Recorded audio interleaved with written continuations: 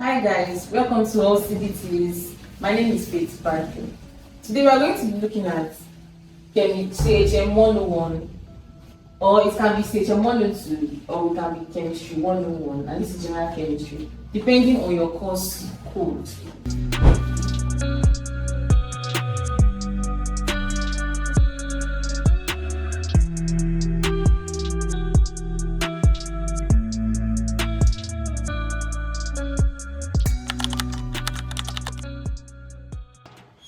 Now, the first question that we're going to be looking at today is which of the following particles contributes most to the mass of an atom? So we are looking at now we know that an atom is made up of three particles: the proton, the electron, and the neutron. So out of these three, we want to look at that which of them is the most, one that has the highest or the biggest mass possible.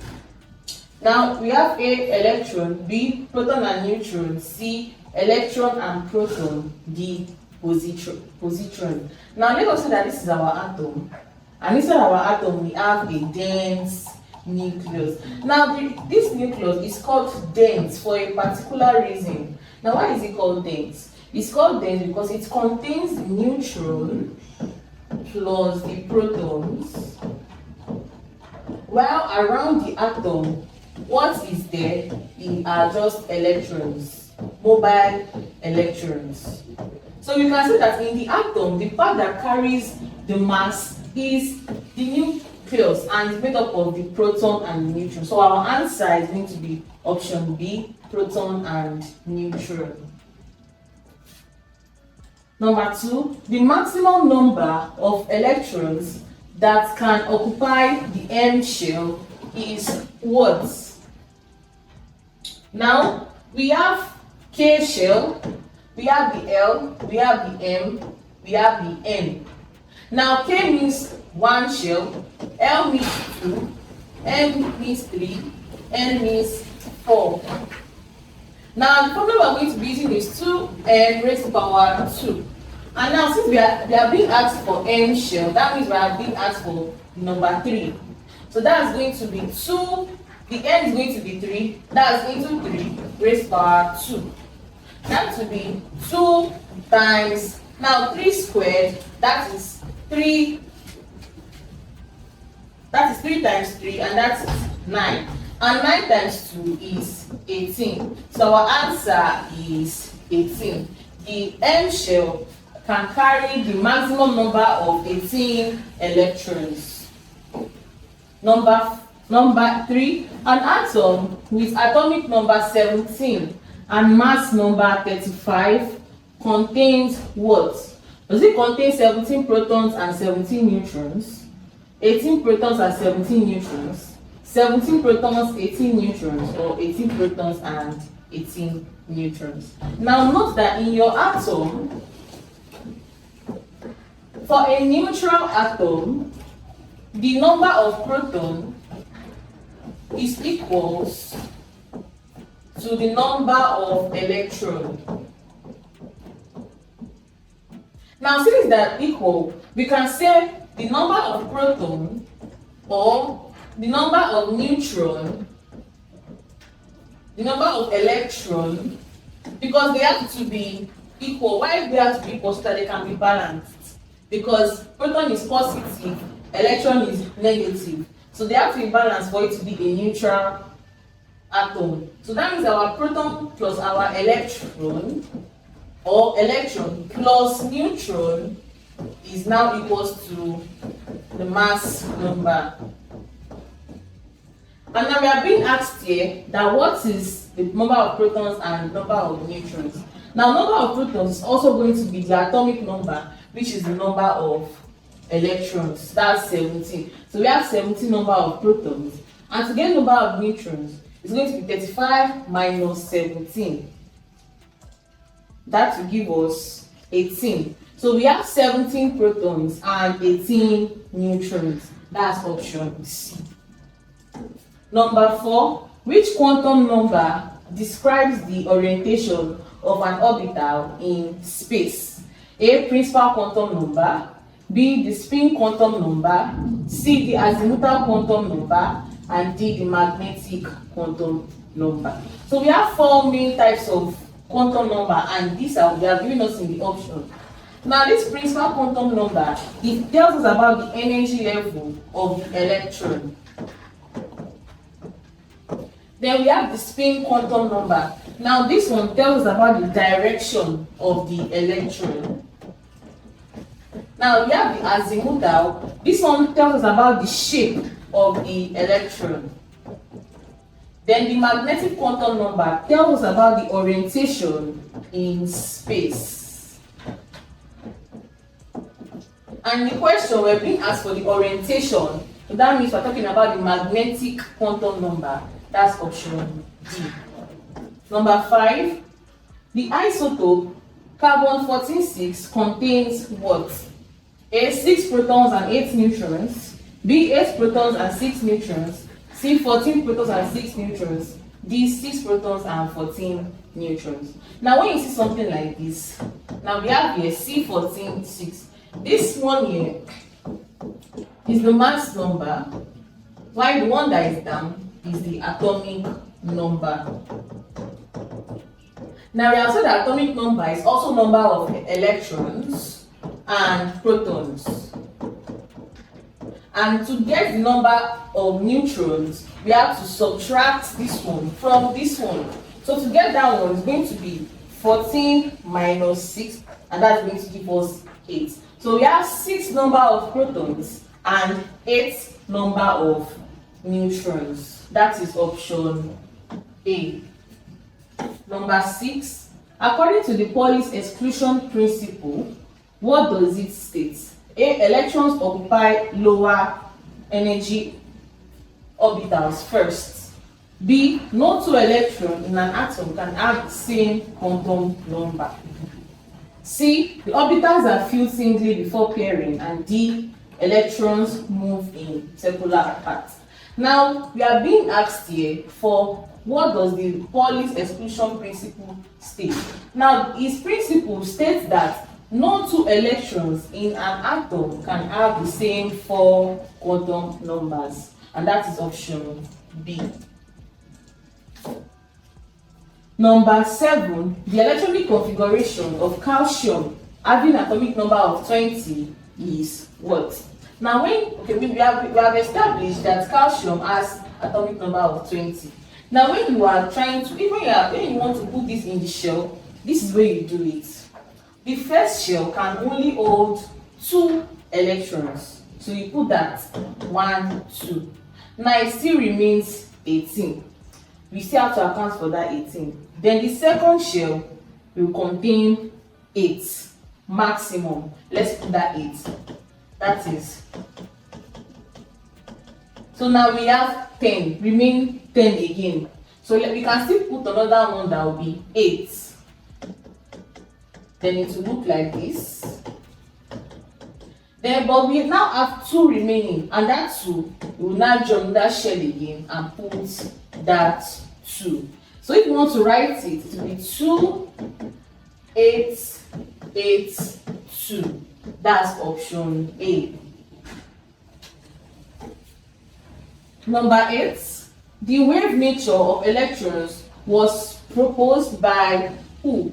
A, Rutherford, B, Bohr, C, de Broglie, and D, Dalton. For those of us that are very conversant with our physics, we will hear this de Broglie's name very well. Why? Because he's the one that postulated that an electron can behave as a particle, and it can also behave as a wave. So he's the one that brought up the wave nature of electrons. That's option C. Number 9, a covalent bond is formed by what?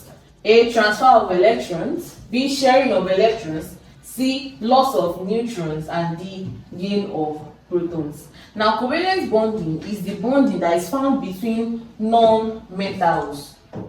For example, if H and F, that is hydrogen and fluorine, when they combine together, the kind of bond that they have is a covalent kind of bond.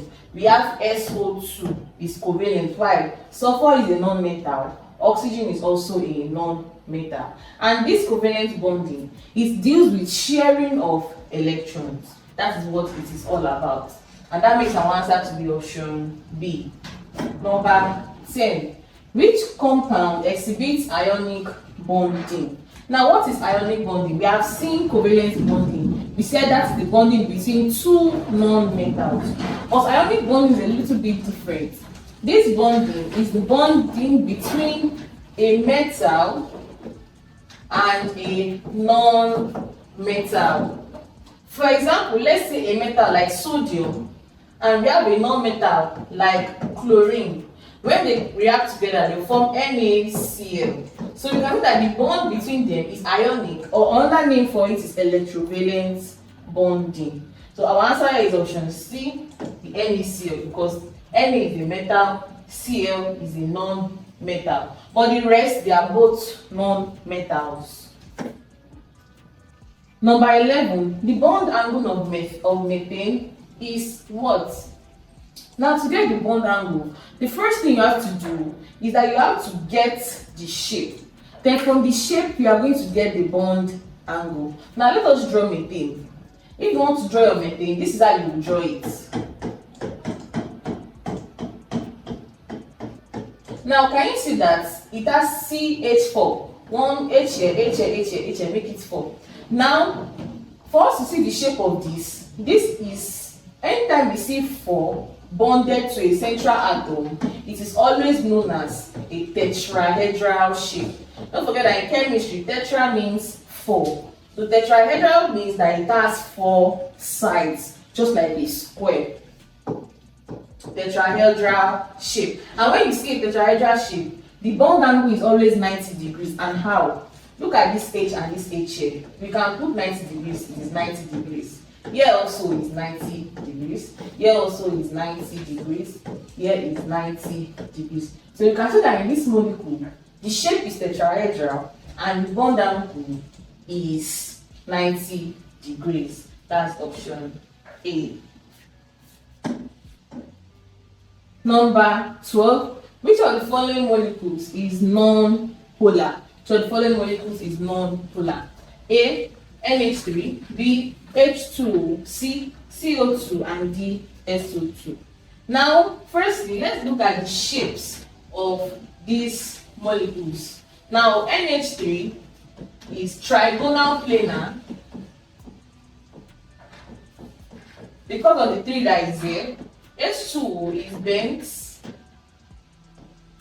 CO2 is linear, while SO2 is linear, also linear. But the difference is that trigonal planar is asymmetrical. Also, bent is asymmetrical, but CO2 is symmetrical. While linear, this CO2, this SO2 is asymmetrical. So whether a molecule is polar or non-polar, it depends on if it is symmetrical. If that particular molecule is symmetrical, then it is polar. If it is non-symmetrical, that means it is non-polar. Or if it is asymmetrical, that means it is non-polar. So our answer here is option C, CO2. Number 13. The type of bond present in oxygen molecules, O2, is what? A single covalent bond, B double covalent bond, C triple covalent bond, or D ionic bond. Now we know that O2 is just 2 atoms of oxygen. Now our answer cannot be ionic bond because that is the bond between a metal and a non-metal. So that means our answer is either single bond, double bond, or triple bond. Now when you are writing oxygen bond, this is how we write it. O double bond O. That is how oxygen exists. And this is a double covalent bond.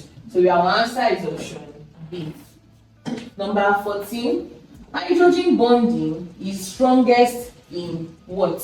Firstly, what is hydrogen bonding? Now this is when hydrogen bonds with an electronegative element. That means that the higher the electronegative element that hydrogen is bonding with, If it is very high, that means the hydrogen bond between them will also be high. So when you see this kind of question, you check that that particular molecule that hydrogen is bonding with, is it electronegative? Option A, we have HCl. HCl is Cl is electronegative, but we will not say it is the most electronegative. Now H2S, S is electronegative, but it has very low electronegativity. Now when you see HF, in fact, fluorine is the most electronegative element in the periodic table, while P is not, in fact, it's positive. So because of that, we can say that our answer is option C, HF, because that is the one that has the most electronegative elements attached to hydrogen. So our answer is option C. Number 15, which of the following compounds has a coordinate covalent bond? Now we have two types of covalent bond. We have the normal covalent bond and we have the coordinate, or sometimes we call it the dative bond. Now this particular bond is also between two non-metals, but it's different because it is only one atom that is donating. So somehow it's behaving like ionic, but it still has to do with two non-metals. And most of the times, the compound that has this dative bond is NH4+. That's ammonium ion. That's option B. Number 16. The geometry of BF3 is what? A, linear, B, trigonal planar, C, tetrahedral, D, pyramidal. Now the shortcut or the hack to something like this, when you see CO2, when you see 2 there, is most like, not every time, but is most likely to be linear. When you see something like BF3, when you see 3, it is most likely to be trigonal planar. Don't forget that tri means 3. Trigonal planar. When you see something like CH4, when you see 4, 4 means that it is tetrahedral. So these are the, now but know that water, that's H2O, is bent shaped. So these are the important ones that you have to know that might come out, that will be conversant during your exams. So here we have BF3. Now because of these three, we can say that it is going to be linked with trigonal planar. That's option B. Number 17. Elements in the same group of the periodic table have what? A, the same atomic mass, B, the same number of electron shells, C, same number of valence electrons, D, the same neutron number. For example, let's look at this element. Let's look at potassium and sodium. Sodium and potassium. Now sodium is 2, 8. In fact, let's look at lithium also. Lithium. Now these are all, they are all alkaline metals, means that they are all in group 1. They are all in group 1. Now Li is 2, 1. Na is 2, 8, 1. K is 2, 8, 8, 1. If you notice now, if you look at this, you notice that these their last numbers are the same thing. And we call them the valence electron, means the last, the outermost electrons, they are just 1, 1, 1. So because the outermost electrons are 1, it means that they belong to group 1. Also group 2, that means they will have the same valence electrons. That means it's going to just be 2, 2, 2. So our answer here is option C, same number of valence electrons. Number 18, which group contains the noble gases?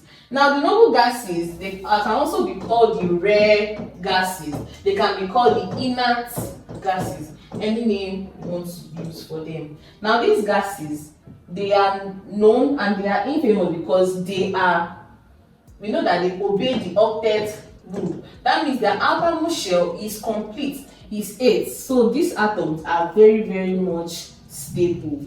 Now they belong to group 1, no. Group 7, no. Group 8, yes. Group 2, no. So the noble gases, because they obey the octet rule, that means they belong to group 8. or sometimes you can see it as group 18. It's the same thing. Number 19. Atomic radius generally decreases across a period. Why? A. Shielding increases. B. Nuclear charge increases. C. Electron shells increases. D. Neutrons increase. Now, what is atomic radius? Let's say this is your atom. Now, the radius from your circle, from the end of your circle, the radius is a point from the middle of your circle to the circumference. Then we can, that is now what radius is. So in an atom, we measure this radius in all these atoms. So now we see that this atomic radius, does it increase down the group? Does it decrease down the group? And what causes it to increase or decrease? Now this atomic radius, it increases down the group but decreases across the period. Now the reason why it decreases across the period is because of something that is called the screening effect. Now this screening effect, when atoms are being added to this particular, when electrons are being added to this particular atom, there will be repulsion with the proton inside the nucleus with those particular electrons. Why? Because they are already much and they are getting more than the protons. So because of that, we can see that particular effect is screening effect. And it's why? Because of the nuclear charge increases. So our answer is option B. Number 20. Which element has the highest electronegativity? Just know that the most electronegative elements are the halogens. So coming from fluorine to chlorine to bromine to iodine to astatine, it is increasing electronegativity. Electronegativity. So we can say that fluorine will have the highest electronegativity. That's option C. Hi, I'm sure you enjoyed the video you just watched. To see more content as that, preparing you for your upcoming exam, make sure to smash the subscribe button and turn on notification.